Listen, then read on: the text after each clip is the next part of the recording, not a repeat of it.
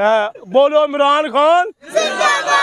और सारे लेतरे ने आता को सर रुहान रिके दौर चले गए। मैं चाचा पे आखना हो सकना कि मेरी उम्र तो सब तो ज्यादा हो। नजर ही पे आनी है केड़े इलाके ने टैक्स लेने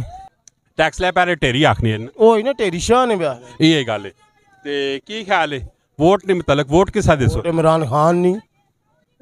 इत्थे टैक्स ले विच होर बड़ियां पार्टियां नवीं पियानियां वोट इमरान खान नहीं तो चौधरी निसार जिंदाबाद ते बाकी होर जेड़ी दूसरी नवीं पार्टियां वोट इमरान खान नहीं ते चौधरी निसार जिंदाबाद जबकि टैक्स लेने तो और नाम सुनने मारो तुसी छोड़ो और सारे खम्बे खुम्बे ने और सारे लेतरे ने आता को सर रुहान रिके दौर चले गए। वो किधर गए ओ दूर ही चले गए जो दूर रहना यानी जे किधर कोई दसो ना खुल शाह महमूद कुरैशी साहब वो केड़ी पार्टी बनी